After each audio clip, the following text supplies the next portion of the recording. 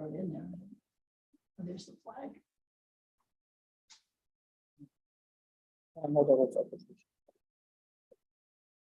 Especially reading.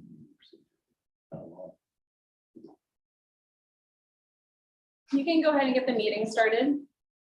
Okay, welcome everyone to the first in-person and video web platform LAVTA meeting. We are conducting this meeting in person and on the web video communication platform called Zoom. In order to view and or participate in this meeting remotely, members of the public will need to download Zoom. Okay, on and on and on. All right, how to listen to the meeting. Go to Zoom. Boy, got a lot of notes here. Let's start the meeting by calling to order. Can we have roll call, please? Yes, Director Branning, Here. Director Brown. Here. Vice Chair Hernandez, Present. Director Josie, Present. Director Kick. Here. Director Testa. Here. Chair Hubbard. Present. You have a quorum. Okay, item 3 is meeting open to the public. Members of the audience are asked to raise their hand, and you'll have 3 minutes to speak on any item not on today's agenda. So I didn't receive any public comments via email. However, Herb Hastings is here in person. Herb, you can go ahead and take the mic. Well, there's no mic, but there you go. Hello, everybody. It is very strange being in a building I haven't seen probably for what, 4 or 5 years. Okay, reason I'm here, first of all, because of the change, I had to cancel tomorrow's packing. So the purpose of my attendance for today is to watch and figure out what more of a healthy way for the committee to do their upcoming meetings. And as I can see, I would encourage, and I don't know the status of everyone else, their feelings yet about in-person procedures, but I would ask on representation of the committee members, if it's possible, please continue with hybrid for members that may not be interested. That's all I have to say. Anyone have a question? Very good, Herb. Thank you. You look the same as you did 3+ years ago. You look great. Good to see you again. Yeah, you too. All right. All right. Item 4 is a consent calendar, consent agenda. Would any member of the board care to comment or pull or speak on an item, ask questions, etc.? Number 6 on the consent. No, I do not. Right. Okay. Makes sense. Thank you. Chair, Councilmember, Commissioner Brown. No comments. Thank you. Oh, I thought you said it. Anybody else? Seeing none, I'll entertain a motion to approve item 4, the consent agenda. Brown moves. Hernandez Approval. will second. Moved and seconded. Roll call vote, please. Yes, Director Branning, Aye. Director Brown, Aye. Vice Chair Hernandez. Aye. Director Josie, Aye. Director Kick. Aye. Director Testa, Aye. Chair Hubbard. Before I say aye, I'm going to note that I failed to skip over public comment on the consent calendar. Seeing none, I'll vote aye. Passes unanimously. Motion passes, and I didn't receive any public comments via email. All right, just trying to be prompt and comprehensive with that. Item 5, the Arches Alliance for Renewable Clean Hydrogen Energy Systems, a grant letter of commitment. Before we go to the staff report, is there any public comment on this? Seeing none, staff report. Good afternoon, board members. Nate Barreras, who is our capital projects manager, will be presenting this information or this action item for your consideration. All right.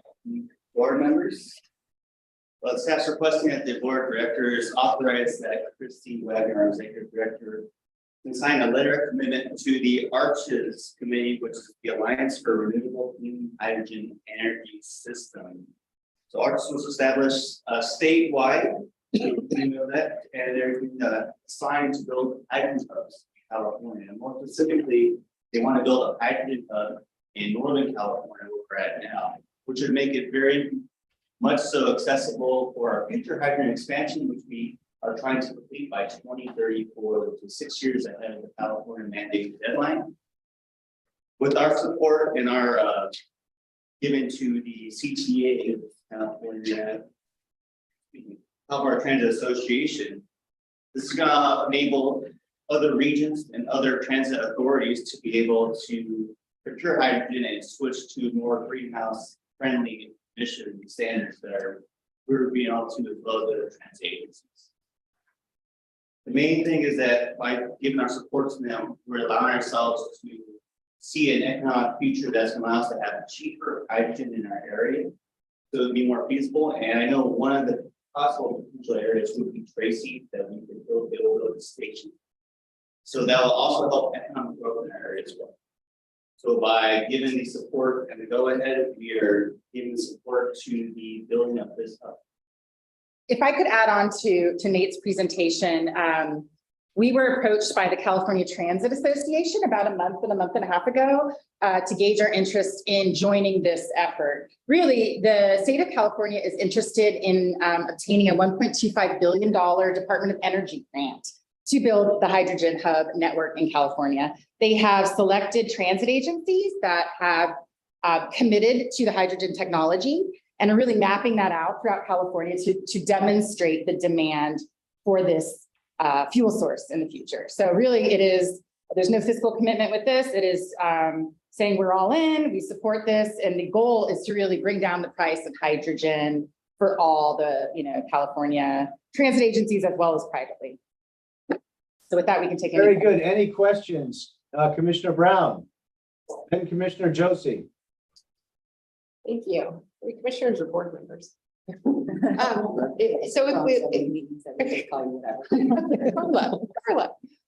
if we're looking to support hydrogen, which I completely understand and would support, are we looking to have a facility in Tracy? Because Wheels is here in Livermore.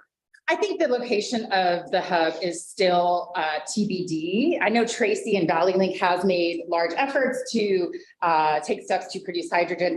I think Valley Link is also engaged with Arches, so I would imagine that this will all be a big network, whether it's produced in Tracy and trucked in to us and we're producing and we're buying, or maybe there's another opportunity to be more local with our hydrogen production. Yeah, because Valley Link will come to Livermore. Yeah. And Wheels is in Livermore. Yeah.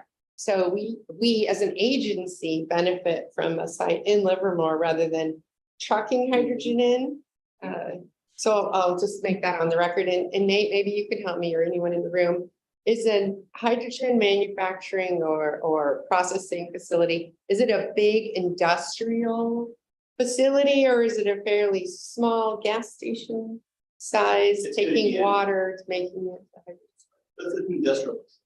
They have no costs at that site. Tracy was just one of the options they had said. It wasn't anything solidified yet, but the main goal is to use that ground like something where we're at in our region of California. So that we promote to all the other agencies that, hey, this switch to hydrogen. Tracy's better than Richmond or Southern California. In our grant application, are we making a request for the proximity of Livermore? No, we're just providing information to them so that they can go and apply to the grants. And then I see. We're just a strong candidate because we're already doing. Yeah. And you as our board have committed to hydrogen as your technology. And so it really is articulating how many fuel cell buses we expect to operate by year 2031, and that is 52. How many hydrogen fueling stations we expect to operate, that would be 1. And so again, it's to really paint the picture of the demand for hydrogen in the state of California. So we have a competitive grant application, so then they can start to build this network and make the affordability of hydrogen better, more affordable. Okay. Yeah, there's no fiscal impact associated with this letter of support. Okay, thank you. So unless the hydrogen is produced at Atlantis, we're gonna have to transport it. Whether it's from Livermore or from Tracy, we're gonna have to transport it to our facility one way or another. So I don't think it really matters to us one way or another, whether it's produced in Livermore or produced in Tracy. But if you're transporting it a mile, Yeah, or you're transporting it 50 miles, Well- it just makes a big difference in cost. yeah. I mean, our buses could go a mile to Right. get filled up, right? They're buses. But our intent is to have a filling, have them filled in Atlantis. Correct. So we're gonna be filling our own tanks. Correct. I think a way to think about this might be in the petroleum market. There's refineries all the way in Richmond, and then there's gas stations on every corner. Do you want to be a Richmond or do you want to be a gas station on the corner? Here we're saying that refineries, we will have hubs, major, giant places producing lots of hydrogen for hundreds of thousands of people to use. And then it will get distributed locally to people who will then fill up their car or their bus. And we would be one of those as opposed to the refinery. I can't see refinery, it's not a refinery, but it's analogous to a refinery. Is that right, Nathan? The Arches project is analogous to the refinery. Yeah. See, That's what that, we're talking that about was my before. question, Chair. That was exactly, is this obviously petrochemical refineries are one level of industrial. Yeah. Taking water and separating the hydrogen and the oxygen molecule may be a cleaner facility, but Mhm. it's still industrial. Yeah, Clear. giant, Thank you. giant facility. Anybody else with the hand raised? Seeing none? Motion to approve? So moved. So moved, Josie. A I'll second. second it. Let's have a roll call vote because we already took public comment. I didn't receive any public comment via email, and I don't see any hands raised in the audience on Zoom. Director Branding, Aye. Director Brown, Aye. Vice Chair Hernandez. Aye. Director Josie. Aye. Director Kitt. Aye. Director Testa. Aye. Chair Howard. Aye. Motion Item passes. 6, Administrative Support Services Agreement with the Tri-Valley San Joaquin Valley Regional Rail Authority. Mr. Chair, just to note that I'm going to recuse myself from this item. We have Christine Crowell who will be representing LAVTA for this because of my representation of LA-Link. Thank All you. right. Thank you. Good Do we afternoon. have any public comment on this item? Seeing none, let's hear it from staff and Christine. No, You're we throwing did- me off, David. Oh, no, my we did goodness. not have any public comment. Good afternoon, board members. Before you is an action item requesting you to authorize the executive director to execute an administrative support services agreement with the Tri-Valley San Joaquin Valley Regional Rail Authority. As you are all aware, since 2019, LAVTA has provided a variety of administrative support to ValleyLink, including grant management, accounting, auditing, and procurement functions.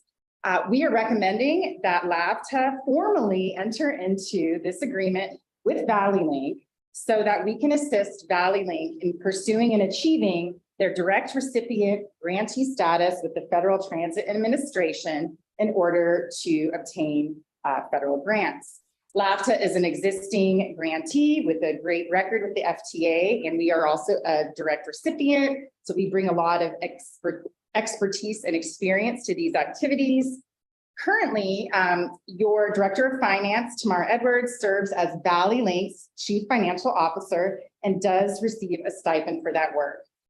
This agreement before you today memorializes the tasks that Tamara currently does and does provide a mechanism for ValleyLink to request additional assignments on a task order basis. It also gives LAVTA the ability to turn down those task order requests if we do not have the staff available or the resources to perform those tasks. What else? There is a maximum fiscal impact of $180,000 a year on an annual basis, which both Executive Director Kevin Sheridan and I agree that seems like a reasonable amount, that we would not have any work that would exceed that dollar amount. This is an annual agreement. It will be renewed annually if both executive directors and boards are interested. In your packet, attachment 1 is our proposed MOU with Valley Link. I will just note that Exhibit B is blank. That was an error, and we will be filling the approved fee schedule out to include Tamara's fully loaded fiscal 23 hourly rate, since she is the only staff member who is currently doing any work for Valley Link.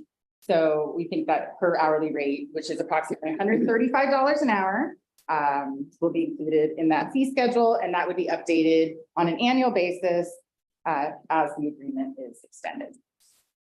And with that, I will take your questions, please. Okay, any questions? Board member Josie first, then Brown. Okay, thank you. This is great. I love it. I did note that there were some typos in the actual contract itself that I've already moved on to staff, so that when we get to the point of making an actual motion, let's make sure the motion includes the small typographical corrections. Very good. You'll be making the motion. Brown. Thank you.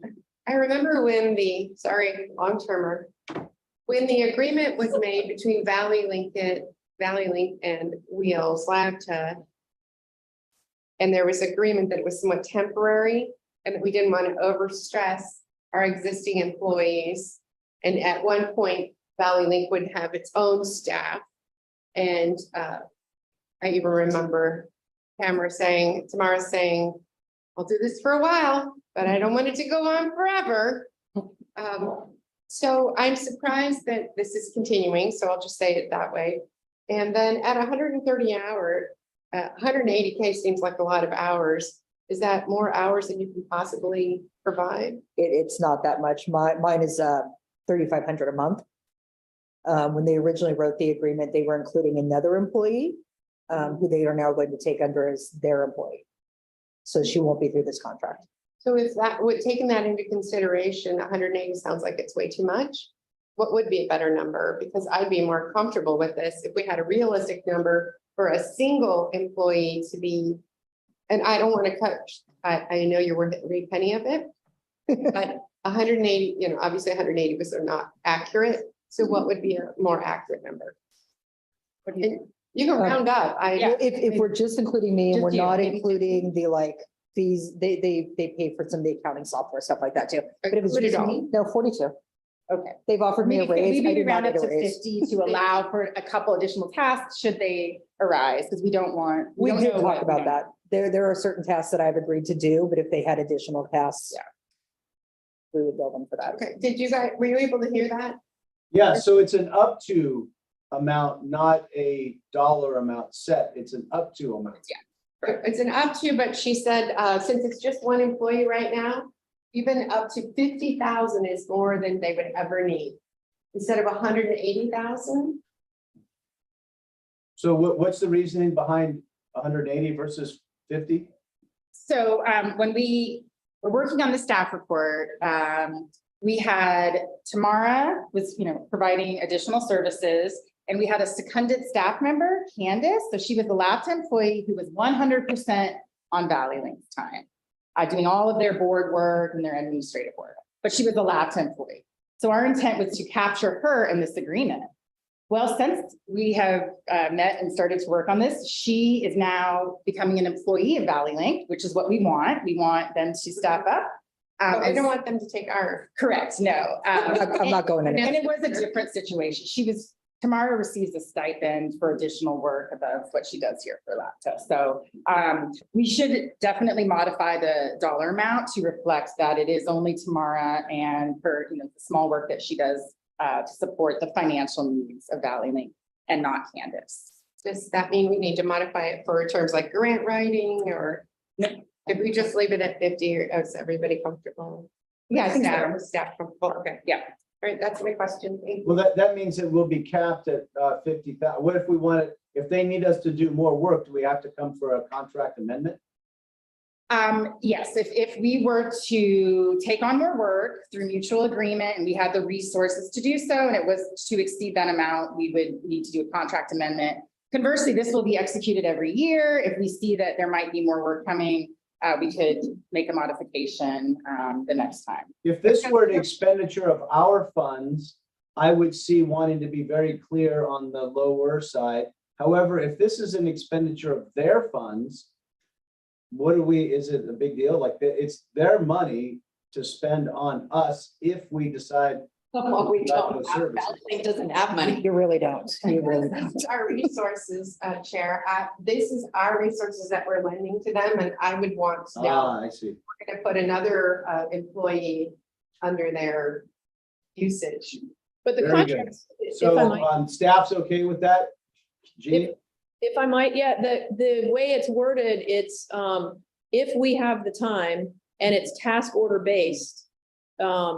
So that they can't demand that we do work for them up to their amount to say, hey, we've got the money, you have to do the work for us. It's not worded that way. It's worded that it's task order based and subject to our staff's availability.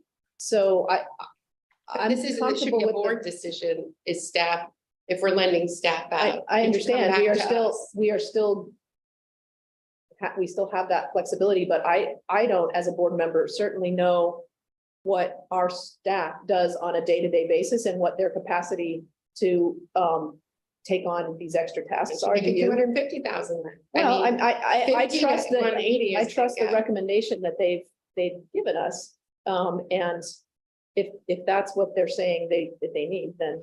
But they said 180 if there's 2 employees, 1 full-time employee. Now that that's off the board because that full-time employee is now an employee of Valley Link, you only have 1 left employee, partial use employee. Plus the accounting work that's done. That includes. They pay for some software. It's $15 a month. There's some other things that they're on. I mean, I understand your point. I would hate for us to modify it down and then find out that, oh, they do need a little extra help on whatever it is. That's why I wanted to round up. Yeah. So she said rounding up to 50, you can round up to 75 if you want to. I'm fine with that. I certainly don't want to count pennies. I just wouldn't want to allocate funds without it coming back to the board saying, here's what we're agreeing. But we're not allocating our funds. I mean, agreeing to resources. So I want to have a say. I want to approve if we add more than just tomorrow.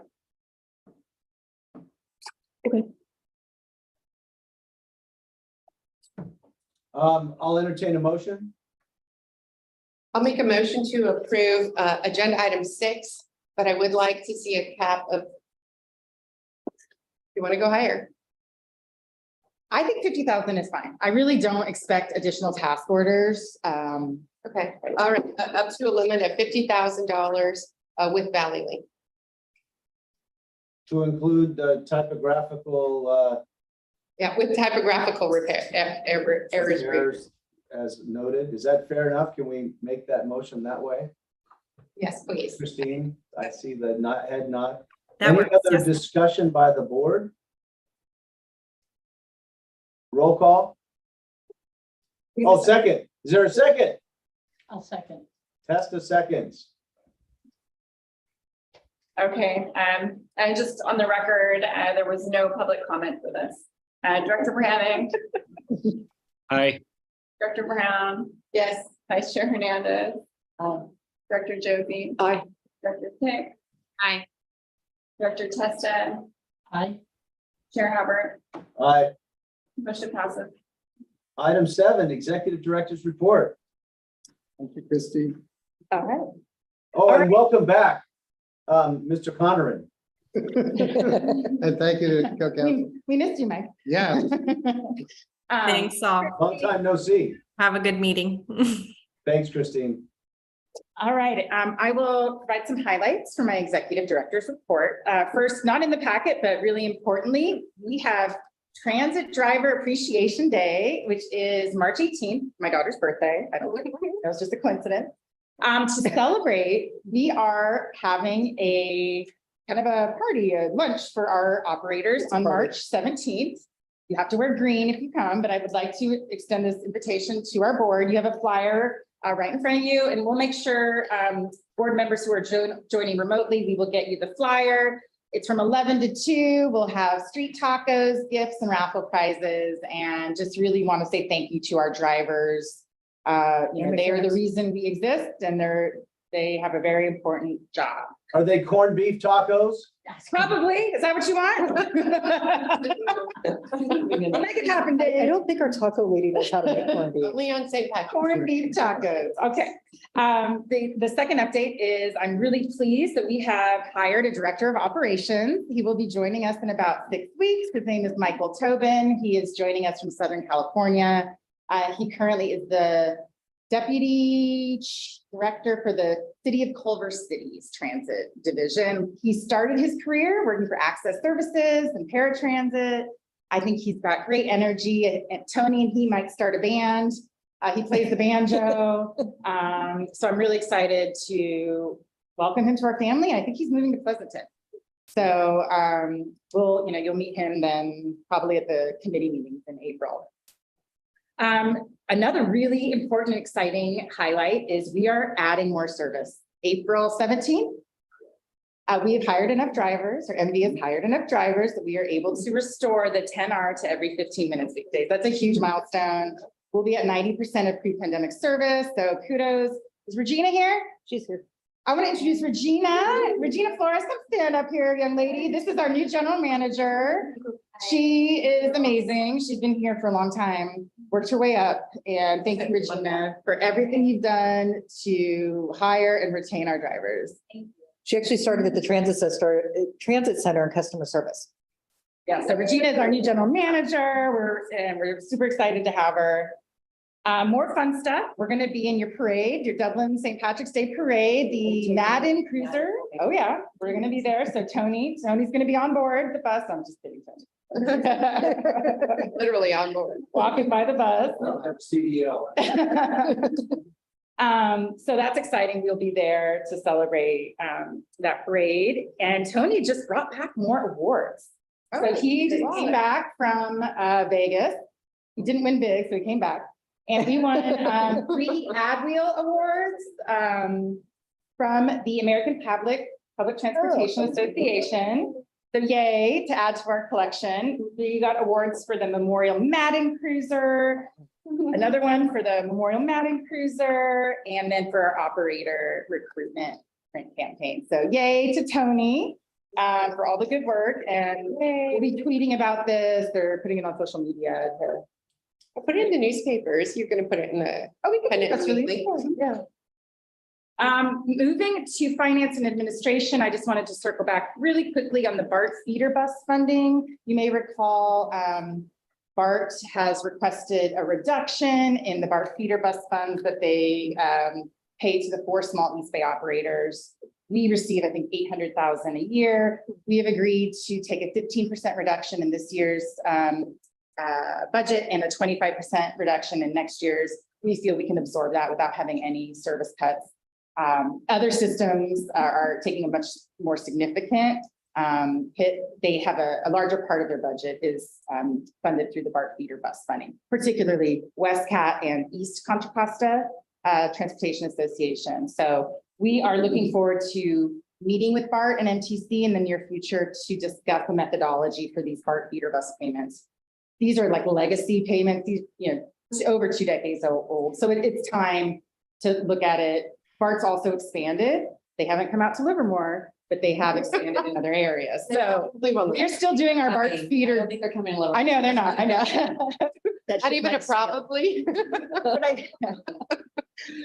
So yeah, so we're gonna. When you say feeder buses, those are our buses that bring riders to BART. Correct. And from BART. Correct. Yep. So I think back in the 90s, 97, 97. there was a feeder bus agreement, and LAVTA's 12 and 20 at the time, and our 14. No, it was just the 12 and 20 back in the day. Okay. We placed 2 of the feeder bus services that they provided. They were contracting with LAVTA, and they decided it would be less expensive to have the transit agencies do the work. Yeah. So there's some history there. So, but it's time to crack it open.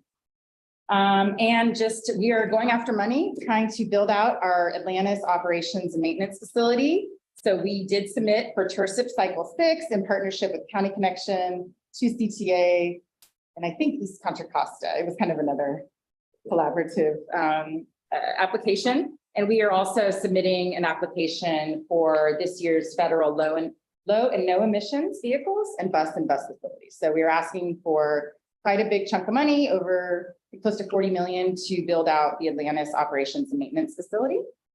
And those applications are due in April. We will be seeking letters of support as we normally do for those. Okay, question on that. With Jennifer Yeomans out right now, how do you fill the spot for the grant writer? Is that a contract or do you guys? I'm doing my You work. and the grant writer. You've got Nate back there.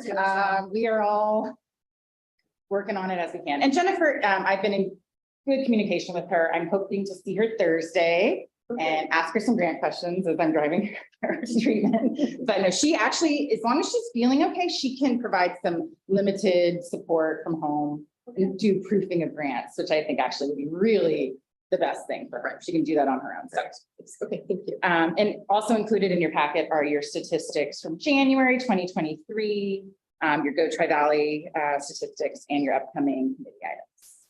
With that, I can take any questions. Question about the statistics, Board Member Brown? I'm just want to catch up. How's ridership January or this month, the March, let's see, February to February? We are February to February, weekday ridership February is 7,090. So we are about 36% below pre-COVID. So that's pretty good. Weekend is still strong. And I would expect with more service, once we add the 10R, we will see a bump in ridership. And the Go Tri-Valley monthly trips looks very nicely, Mhm. very strong. Yep, very strong. All right. Thank you, Chair. Josie, Board Member Josie? Question? Hernandez? I'm good. Public comment on the Executive Director's Report? We did not receive any public comments. Seeing none, item 8, matters initiated by Board of Directors. Seeing none, item 9, next meeting scheduled for April 3rd. We are adjourned. All right. Taco sounds fun. Yeah, we did it. Yay. Thank you all. Corned beef cabbage. Yeah. You're getting a corned beef taco.